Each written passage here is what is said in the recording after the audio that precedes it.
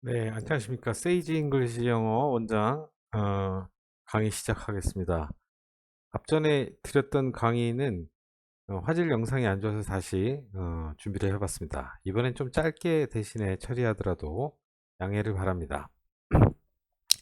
가정법 시제 개념이라고 써놨는데요. 가정법의 원리를 이해하기 위해서는 이 시제 개념을 먼저 이해할 수 있어야 됩니다. 그냥 무조건 들어가서 가정법은 if절에 뭐 과거 쓰고 우변에 조동사 과거 형태 쓴다 이렇게 기술적으로 이해하기보다는 왜 가정법은 이렇게 이루어져 있는가 원리를 이해하는 것이 필요합니다. 그래서 우리가 그때 이해할 수 있을 때 먼저 선행돼야 될 것들이 무엇이냐, 바로 I am doing과 I do라고 하는 이 현재 개념의 I do냐, 그 다음에 현재 진행형이냐 했을 때 이게 시간 개념이 어떻게 되는 거냐 라고 하는 점을 이해해야 됩니다. 이때 do라고 우리가 표시하는 이 I do는 흔히들 뭐라고 이해를 하고 있냐면 현재형이라고 우리가 말하고 있습니다. 그러나 우리가 현재형이라고 말하는 이 가정법에서의 현재라는 말은 시간을 의미하는 것이 아닙니다. 그러면 영어에서는 이 현재라는 개념이 뭘로 쓰이느냐? 항상 벌어지는 일이거나 규칙적이거나 습관적인 일에 이 현재 시제를 씁니다. 그러면 이제 여러분들이 문법에 기초가 없는 분들은 현재는 또 뭐냐 형태가 그냥 ed 형태 붙은 말의 과거형의 반대가 현재 개념이다. 형태상 그렇게 인지를 하세요. 그러면 여기서 보시면 알겠지만 예제에 보면 시간이 없으니까 한 가지만 얘기하겠습니다. Water boils at 100 Celsius 했을 때 이 현재형으로 쓴 이 boil은 현재가 아니라 늘 벌어지는 과학적 사실을 의미합니다. 즉 물은 100도가 돼야지 끓는다는 말이기 때문에 이때의 과학적 사실은 가능성을 이야기하는 것이지 시간의 개념이 아닙니다. 그래서 그걸 이해하고 우리가 현재라고 하는 것은 현재 진행형이고 가능성을 얘기하고 항상 벌어지는 일은 현재를 씁니다. 시간 개념이 아니라는 것을 이 현재에서 설명하는 겁니다.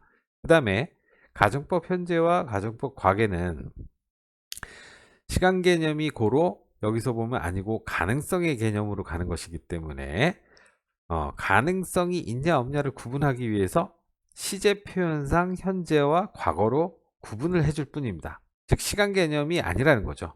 시간 개념은 이 두 가지 다 실제로는 동일한 시간대에 일어나는 일이고 여기서는 이 시제를 표시하는 것이 아니라 동사가 가능성이 있냐 없냐를 유무를 구분해 주기 위해서 꺾어 써주는 시제라고 판별하시면 됩니다. 그래서 그녀가 만약 살아 있으면 그녀는 결코 포기하지 않을 텐데 이때 조동사는 will은 would의 반대로 내용상은 미래지만 표기상으로는 will과 can, may가 현재형이라고 편리상 기억하시기 바랍니다.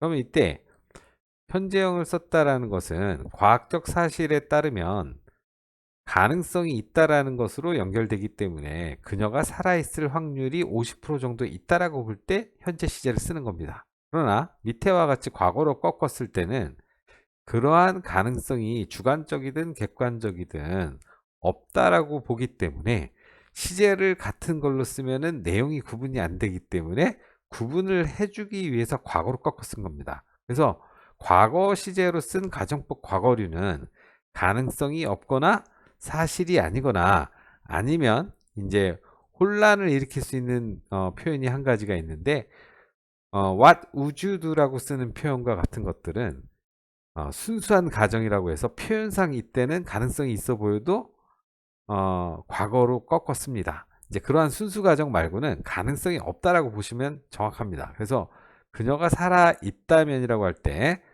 그때는 그녀가 살아 있지 않기 때문에 그렇게 얘기하는 겁니다. 만약에 그녀가 살아 있다면 나는 지금 불행하지 않을 텐데라고 했던 표현은 위에 있는 가능성이 있는 경우와 대비를 시키기 위해서 구분의 편의상 가정법 과거로 꺾어주는 겁니다. 그러면 이게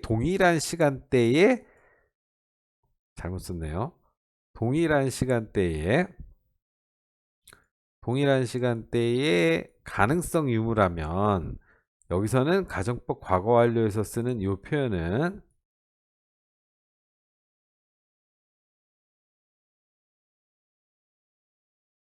가정법 과거 완료에서 쓰는 이 표현은 이 had been이라고 하는 것은 여기에 있는 과거 시제인 were, was랑 구분을 해서 가능성은 과거니까 없는데 발생의 시점은 얘보다 먼저 일어난 과거를 써줘야 되는데 얘네 둘이 지금 경합을 벌이면서 시제 구분을 갖다가 하는 게 아니라 내용 구분을 하기 위해서 시제를 과거로 꺾어줬어요. 동일한 시간 내용이죠. 근데 이거를 갖다가 얘네들보다 먼저 일어난 일 중에서 가능성이 없었던 일을 표시하고 싶으면 구분을 해주기 위해서는 이게 이제 구분이 안 되지 않습니까? 같이 과거를 써주면 언제 일어난 일인지 구분을 해주기 위해서 다시 여기서 한 번 더 꺾어줍니다. 뭘로 꺾어준다고요? 시제를 한 번 더 꺾어준다라는 얘기입니다. 과거에서 과거 완료로. 그럼 구분이 되겠죠. 형태상. 그래서 과거 완료를 썼다는 것은 여기는 보통 현재랑 미래에 대한 내용을 시간을 구분하는 게 아니라 내용을 구분하는 거라면 가능성 의무를 여기서는 동일한 시간에서 이제 먼저 있었던 일을 구분해 주기 위해서 과거에 있었던 일은 한 번 더 꺾어서 과거 완료로 꺾어주는 겁니다. 자, 이해되셨나요?